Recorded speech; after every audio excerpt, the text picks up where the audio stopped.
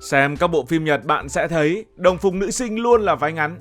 Tại sao nữ sinh Nhật Bản luôn mặc đồng phục là váy ngắn, bất kể là mùa đông lạnh cóng hay là mùa hè nóng oi ả?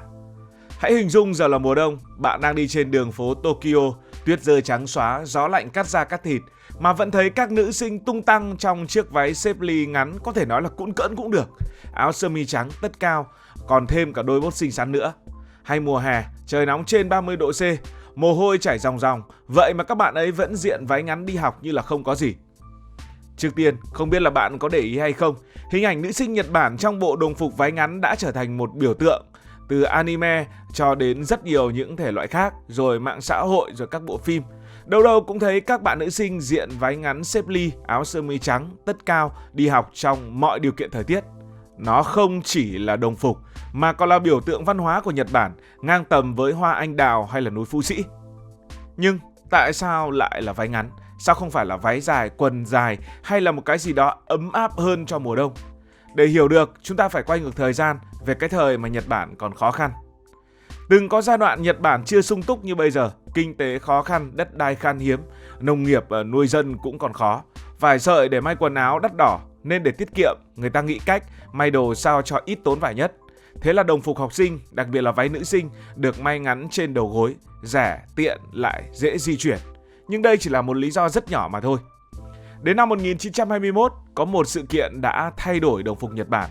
Một cô hiệu trưởng ở tỉnh Fukuoka sau khi sang Anh học hỏi, thấy đồng phục của các nữ sinh đều rất là xinh xắn, áo sơ mi trắng, váy xếp ly và tất cao. Thế là cô đã mang ý tưởng đó về Nhật Bản, áp dụng cho trường nữ sinh ở Fukuoka. Từ đó thì kiểu đồng phục này đã lan tỏa ra khắp đất nước Nhật Bản và trở thành chuẩn mực cho đến tận bây giờ. Một kiểu đồng phục ra đời từ cả thế kỷ trước, liệu có còn phù hợp với thời đại bây giờ hay không? Đó là điều nhiều người rất quan tâm, đặc biệt khi mùa đông ở Nhật Bản lạnh kinh khủng, có nơi nhiệt độ xuống âm, tuyết rơi dày cả mét. Vậy tại sao nữ sinh Nhật Bản vẫn chung thủy với váy ngắn?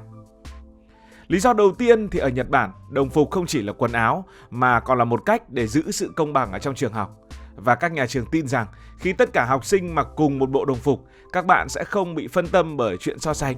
Ví dụ, bạn kia mặc đồ hiệu rất xịn, hay mình không có đồ đẹp để mà diện. Điều này giúp các học sinh hãy tập trung vào học hành và không bị áp lực chạy theo thời trang. Hãy hình dung, nếu mỗi người tự do mặc đồ theo ý thích, chắc chắn sẽ có những bạn mặc đồ rất là sang, người thì mặc đồ bình dân, dẫn đến phân biệt giàu nghèo hoặc ganh đua. Thế nên váy ngắn đồng phục, dù mùa đông lạnh hay mùa hè nóng, là cách để mọi người đồng cam cộng khổ. Ai cũng mặc giống nhau, ai cũng chịu lạnh chịu nóng như nhau và không ai được phá luật. Nhưng cũng có những chuyện hơi ngược đời. Váy ngắn giữa trời tuyết rơi, lạnh run cầm cập, làm sao mà tập trung học nổi. Mà đây lại là lý do chính mà các trường học Nhật Bản giữ khư khư kiểu đồng phục này. Nhưng bất chấp những điều đó, người Nhật vẫn không thay đổi. Bởi vì ở Nhật, văn hóa tập thể rất quan trọng. Người Nhật thường tránh làm những gì quá khác biệt để không bị coi là lệch với tiêu chuẩn chung của cộng đồng. Với nữ sinh, dù một số trường đã cho phép mặc quần vải thay váy vào mùa đông, nhiều bạn vẫn chọn váy ngắn. Bởi vì sợ bị bạn bè trêu, sợ bị coi là kỳ lạ, hoặc đơn giản là không muốn mình bị lạc lõng ở giữa đám đông. Năm 2018, một số trường ở Nhật bắt đầu thử nghiệm đồng phục phi giới tính, gọi là unisex, nghĩa là học sinh có thể chọn váy hoặc quần tùy ý. Nghe thì hay nhưng thực tế rất ít nữ sinh dám chọn quần. Những ý kiến thường được chia sẻ trên mạng xã hội đại loại như muốn mặc quần cho ấm nhưng cả lớp đều mặc váy và thế là cảm thấy mình bị lạc lõng. Điều này cho thấy áp lực ở xã hội Nhật Bản mạnh mẽ đến mức nào.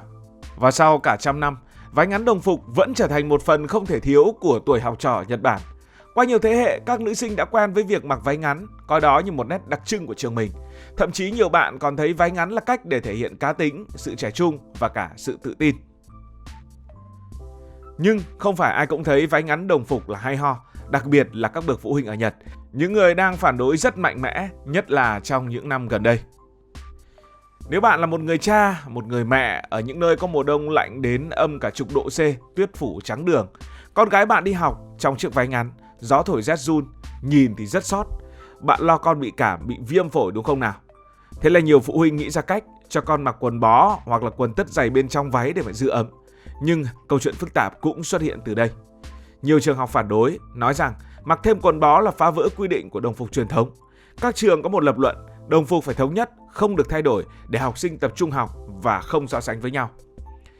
Để giải quyết vấn đề này, từ những năm 2010, một số trường ở Nhật cũng đã bắt đầu thay đổi. Họ cho phép nữ sinh mặc quần vải vào những ngày lạnh hoặc điều chỉnh độ dài váy cho thoải mái hơn. Một số trường còn tạo ra những sự khác biệt. Ví dụ, một số trường ở Tokyo hay Osaka giới thiệu những bộ đồng phục mà cả nam cả nữ đều có thể mặc được như đã nói ở trên. Nhưng thay đổi thì không dễ. Nhiều nữ sinh một lần nữa lại tiếp tục chọn váy ngắn vì thói quen và sợ bị bạn bè trêu, hoặc vì những nữ sinh này thực sự thích phong cách ấy. Bây giờ thì hãy cùng du ngoạn một vòng quanh thế giới, xem đồng phục học sinh các nước khác ra sao và liệu có ai cố chấp với những kiểu váy ngắn như Nhật Bản qua cả thế kỷ hay không. Không xa Nhật Bản đó là Hàn Quốc. Ở Hàn Quốc, đồng phục nữ sinh cũng thường là váy xếp ly, áo sơ mi, áo len hoặc áo blazer. Nhìn thoáng qua thì giống Nhật Bản, nhưng Hàn Quốc thì linh hoạt hơn khá nhiều. Vào mùa đông, nhiều trường cho phép nữ sinh mặc quần dài hoặc váy dài hơn để giữ ấm. Một số trường còn có đồng phục mùa đông riêng với áo khoác dày và quần tất rất là ấm. Điều thú vị là đồng phục Hàn Quốc rất là thời trang và được các idol K-pop lăng xê trong các MV của mình. Thậm chí có hẳn những shop bán đồng phục phiên bản giới hạn cho fan. So với Nhật Bản thì Hàn Quốc vẫn giữ được nét truyền thống, nhưng họ biết cách chill hơn trong chuyện thích ứng với thời tiết.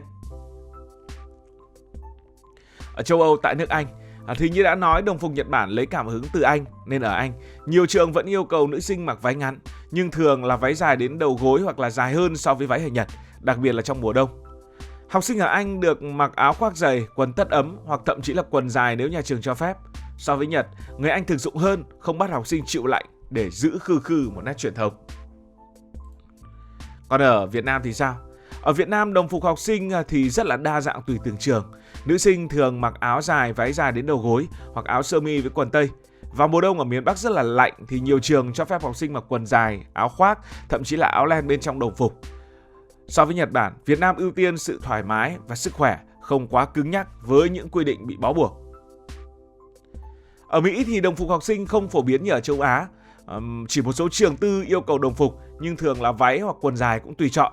Học sinh Mỹ được tự do phối đồ theo thời tiết, nên chuyện bắt mặc váy ngắn vào mùa đông là chuyện rất lạ lẫm với người Mỹ. Văn hóa cá nhân ở Mỹ khiến họ ưu tiên sự thoải mái hơn là truyền thống. Còn ở Thái Lan, đồng phục nữ sinh cũng thường là váy xếp ly nhưng mà dài đến đầu gối, áo sơ mi và đôi khi có nơ xinh xắn. Vì Thái Lan thường là nóng quanh năm nên váy ngắn hay dài không phải là vấn đề quá lớn. Nhưng nếu có mùa mát, học sinh được mặc áo khoác hoặc quần dài. So với Nhật Bản, Thái Lan cũng linh hoạt hơn, không ép học sinh giữ hình ảnh trong điều kiện thời tiết khó chịu. Như vậy các bạn có thể thấy, váy ngắn đồng phục không chỉ là chuyện của trường học, mà váy ngắn đồng phục ở Nhật Bản còn xâm chiếm cả văn hóa đại chúng. Tất nhiên xâm chiếm ở đây chúng ta để ở trong ngoặc kép, trong các anime, trong phim ảnh, trong MV của các nhóm nhạc Nhật Bản. Hình ảnh nữ sinh váy ngắn đã xuất hiện khắp nơi. Bạn nghĩ sao về váy ngắn đồng phục? Nếu bạn là nữ sinh ở Nhật, bạn sẽ chọn váy ngắn để giữ nét truyền thống, nét Nhật Bản vốn có từ xưa nay, hay chuyển sang quần vải cho ấm? Hãy để lại ý kiến của bạn dưới phần bình luận. Cảm ơn vì đã quan tâm theo dõi câu chuyện này. Và nếu cảm thấy thú vị, bạn cũng có thể nhấn nút đăng ký kênh, bật chuông thông báo và chia sẻ. Còn bây giờ thì xin được nói lời chào tạm biệt.